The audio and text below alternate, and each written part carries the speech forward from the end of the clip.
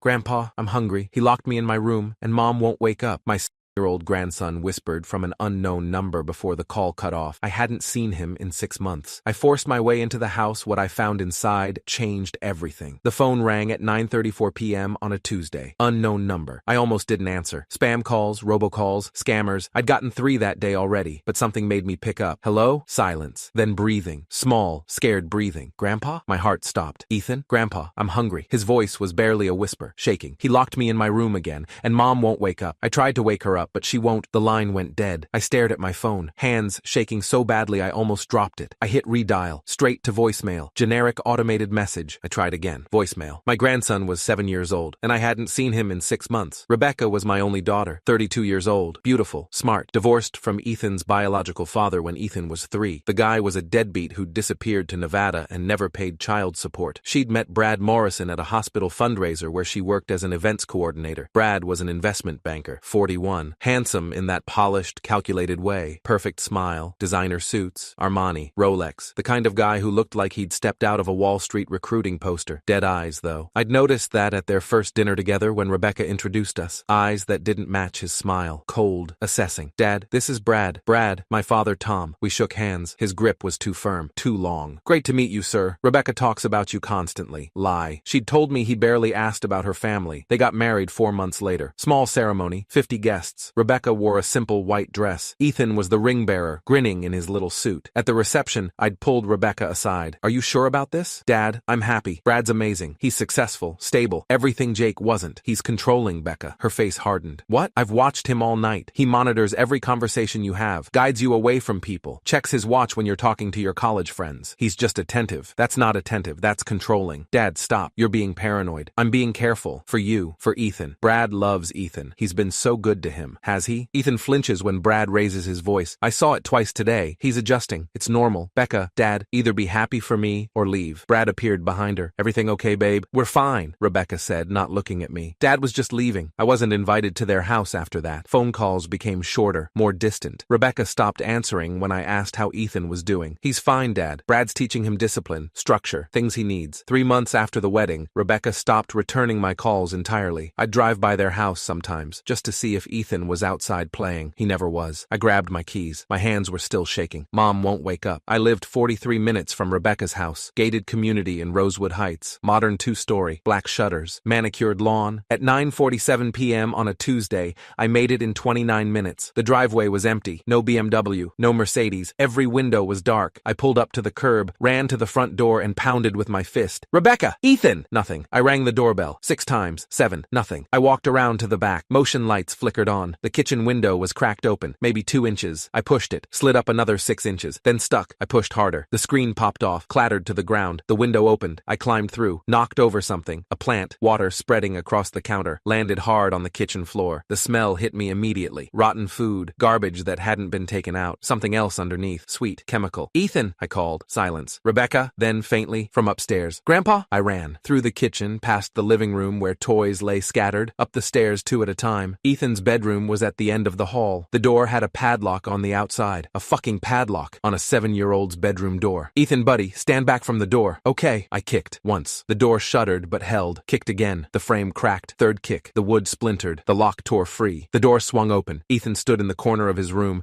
clutching a stuffed dinosaur. He was thin. Too thin. His SpongeBob pajamas, the ones I'd bought him for Christmas 8 months ago, hung off his frame. His face was pale. Circles under his eyes. Hair greasy and unwashed. Grandpa? He ran to me. I caught him. Lifted him. He weighed almost nothing. When did you last eat, buddy? Yesterday, I think. He said I was being bad. He took my dinner. My vision went red. Where's your mom? Her bedroom. She won't wake up. I tried. I shook her and everything, but she just... His voice cracked. I carried him down the hall. Rebecca's bedroom door was open. She lay in bed, on her back, still, too still. Empty pill bottles on the nightstand. 3 of them. Xanax, Ambien, something else I couldn't read in the dark. A vodka bottle on its side on the floor. Empty. I set Ethan down. Stay in the hallway, okay? I checked Rebecca's pulse. Faint. Barely there. there. Her skin was cold. Ethan, I need you to call 911. Can you do that? He nodded, pulled a phone from his pajama pocket. Not his phone, not a kid's phone. An iPhone. Expensive. In a black case. Where'd you get that? I found it. In his office. He doesn't know. Smart kid. Ethan dialed. His hands were steadier than mine. 911. What's your emergency? My mom won't wake up, Ethan said, voice small. My grandpa says we need help. I took the phone, gave the dispatcher the address, told her possible overdose, unconscious female, breathing but unresponsive. Ambulance is 7 minutes out, she said. Stay on the line. I stayed, checked Rebecca's breathing again. Shallow, labored, but there. Ethan stood in the doorway, clutching his dinosaur, watching. Is mommy going to die? Nobody. The ambulance is coming. They're going to help her. The paramedics arrived in 6 minutes. 2 of them. Young guy, maybe 25. Older woman, probably 45, with gray streaks in her ponytail. Daniel Cooper, paramedic, 8 years with Sacramento Fire, the guy said. This is Lynn Ramirez, 15 years. What happened? I explained. The call. Finding Ethan locked in his room. Finding Rebecca unresponsive. Lynn checked Rebecca's vitals. Pulse is 42. Respirations shallow. Probable overdose. We need to transport now. They loaded Rebecca onto a gurney. Started an IV. Oxygen mask over her face. Ethan watched, silent, gripping my hand. A police officer arrived as they were carrying Rebecca down the stairs. Young, maybe late 20s. Name tag, Officer Jason Park, Sacramento PD. Sir, I'm going to need to ask some questions. I told him everything. The call from Ethan. The locked door. The padlock. The state of the house. Park's expression hardened. Where's the child's stepfather? Brad Morrison. Business trip, supposedly. That's what my daughter told me last week. Park walked upstairs, took photos of the broken door, the padlock, Ethan's room. He came back down. Your grandson needs to stay with someone tonight. We're opening an investigation. Child Protective Services will contact you within 24 hours. He's staying with me. That's fine. I'll need your contact information. Park wrote everything in a small notebook. One more thing, Park said. Does your grandson have any injuries? Bruises? I looked at Ethan. Buddy, can you show Officer Park your arms? Ethan held out his thin arms. Bruises. Finger-shaped bruises on both biceps. Yellowing, maybe 4 or 5 days old. Park photographed them. Anywhere else? Ethan pulled up his shirt. More bruises on his ribs, his back. Park's jaw tightened. He photographed everything. We're going to need a full medical exam, he said quietly to me. Tonight, at the hospital. St. Luke's emergency room, 11:47 p.m. Rebecca was in surgery, stomach pumping. They'd told me she'd taken enough benzodiazepines and alcohol to stop her heart. Another hour, and she would have been dead. Ethan sat beside me in the waiting room, eating a turkey sandwich a nurse had brought him. He ate slowly, carefully, like someone who'd learned not to waste food. Ethan, when did this start? The locked door? He swallowed. 2 months ago. He said I needed to learn discipline. Did he hit you? Ethan nodded. Small, tight nod. When I was bad. When I talked too much or made noise or his voice got smaller. Or when he was mad at mommy and I tried to help her. My hands clenched. Did your mom know? About the locked door? She cried the first time, asked him to stop. He said she was too soft. That I needed a man to teach me respect. What else, buddy? Tell me everything. Sometimes he wouldn't let me eat dinner. Said I was getting fat and wasting his money. Mommy would sneak me food later, but Ethan's eyes filled with tears. But then he found out and he got really mad. I pulled Ethan close. He buried his face in my shoulder and cried. A doctor appeared. Older woman, 50s, with gray hair pulled back. Dr. Patricia Nguyen, according to her badge. Pediatrics, 28 years. You're Ethan's grandfather? Yes. I need to examine him. It'll take about 30 minutes. I stayed. Dr. Nguyen was gentle, thorough. She checked every bruise, measured his weight. 71 pounds, she wrote down. He should be closer to 82 pounds for his age and height. He's lost significant weight. She checked his arms, his legs, his back. These bruises are consistent with grabbing, restraining, adult hand patterns. She photographed everything. I'm required to report this to Child Protective Services. Please do. My phone rang at 12:53 a.m. Unknown number. I answered. This is Brad Morrison. What the hell is going on? I've got 6 missed calls from the police. Your wife tried to kill herself. Your stepson was locked in his room, starving. That's Rebecca's being dramatic. She does this for attention. She's in ICU. They pumped her stomach. She nearly died. Silence. And Ethan was locked in his room with a padlock. Bruises on his arms. No food. I don't know what you're talking about. There are photographs, Brad. Police documentation. Medical records. Ethan told them everything. That kid is a liar. He called me from your phone. The one you left in your office. More silence. The police want to talk to you. I'd get a lawyer. You can't. I hung up. Brad showed up at the hospital at 8:14 a.m. Armani suit. Rolex. Hair perfectly styled. He tried to go to Rebecca's room. A nurse stopped him. I'm sorry, sir. Mrs. Morrison has requested no visitors except her father. I'm her husband. I understand, but get out of my way. Security arrived. 2 guards. Sir, you need to leave. Brad pulled out his phone. Do you know who I am? I'll have all of you fired. Sir, you need to leave now or we'll call the police. Brad saw me then, standing near the nurse's station with Ethan. He walked toward us. Move, he said. No, that's my son, stepson. And Officer Park issued a temporary restraining order last night. You're not allowed within 500 feet of Ethan or Rebecca. That's bullshit. The security guards moved in. Sir, final warning. They escorted Brad toward the exit. He was yelling the entire way. Ethan pressed against my side. Is he going to take me back? No, buddy. Never. 2 days later, Rebecca woke up. I was sitting beside her bed when her eyes opened. She looked around, confused, saw the IV lines, the monitors, then she saw me. Dad, hey sweetheart. Tears spilled down her face. Where's Ethan? With me. Safe. Is he okay? He's going to be. She closed her eyes. I'm so sorry. Tell me what happened, Becca. I couldn't take it anymore. Her voice was broken. Brad changed after we got married. He was controlling, angry. He said Ethan needed discipline. Real discipline. He locked Ethan in his room. She nodded. I tried to stop him. He said I was being hysterical, that I didn't know how to raise a boy. Did he hit Ethan? Yes. The word came out like a sob. I tried to protect him. I tried to leave. Brad said if I took Ethan, he'd fight for custody. He'd tell the court I was unstable. He'd make sure I never saw him again. So you stayed. I tried to protect Ethan, but Brad just got worse. He'd lock him in his room for hours. He'd withhold food. You started drinking. I couldn't see a way out, so I wanted it to stop. A nurse entered. Emily Ross, RN, according to her badge. While the nurse worked, two people appeared in the doorway. Detective Maria Santos, late 40s, Latina, sharp eyes. 17 years with Sacramento PD, Family Crimes Unit. Detective Kevin Walsh, older, maybe 55, graying hair, 22 years. Mrs. Morrison, we need to ask you some questions, Santos said. Rebecca nodded. They recorded everything. The locked door, the withheld meals, the bruises, the threats, Brad's control over their finances, how he'd isolated her from friends and family. Walsh took notes, page after page. We arrested Brad Morrison this morning, Santos said when Rebecca finished. He's being charged with child endangerment, child abuse, unlawful imprisonment, and domestic violence. Rebecca's eyes went wide. What? Your son's medical records, the photographs, his testimony, your testimony. It's more than enough. What happens now? Preliminary hearing, then trial. You'll need to testify. I will, Rebecca said. Whatever it takes. 3 weeks later, the trial began. Brad's lawyer tried to make a deal. Plea bargain. Reduced charges. The prosecutor, James Hartley, deputy DA, 19 years, refused. We have documented evidence of systematic child abuse. We're going to trial. The trial lasted 4 days. The courthouse was packed. Reporters, Brad's colleagues, Rebecca's friends. Brad sat at the defense table in a charcoal suit, stone-faced. Day 1. Medical testimony. Dr. Nguyen described Ethan's condition, the bruises, the weight loss. In my 28 years as a pediatrician, I've seen hundreds of abuse cases. This is among the most calculated. Day 2. Police testimony. Officer Park described the scene, the locked door, the padlock. Detective Santos presented photographs, videos, documentation. Day 3. Rebecca's testimony. She described the marriage, the escalating control, the abuse, the threats. Brad's lawyer tried to paint her as unstable, unreliable. Prosecutor Hartley presented her medical records, showed that before Brad, she'd had no history of substance abuse. She was driven to a suicide attempt by systematic psychological torture, Hartley said. Day 4. Ethan's testimony. 7 years old, small, scared, but brave. He sat in the witness box, feet not touching the floor. Hartley asked gentle questions. Ethan described the locked room, the hunger, the fear. He said if I told anyone, he'd send me away. The jury listened. Several looked like they wanted to cry. The jury deliberated for 97 minutes, guilty on all counts. Brad's face went white. Sentencing was immediate. Judge Amanda Reyes, 26 years on the bench, looked at Brad with undisguised contempt. Mr. Morrison, you present yourself as a successful businessman, a man of standing. She paused. But you're nothing more than a child abuser who locked a 7-year-old in a room and left him to starve. Brad opened his mouth. Judge Reyes raised a hand. I've reviewed the evidence. What you did to that child is monstrous. She looked down at her notes. I'm sentencing you to 12 years in state prison. No possibility of parole for the first 8 years. Brad's colleagues in the gallery shifted, whispered. Judge Reyes leaned forward. Your firm called this morning. Morrison and Whitfield has terminated your employment. They've also initiated an internal investigation. Brad's face went gray. Your assets are frozen pending civil litigation. The preliminary estimate is $4.2 million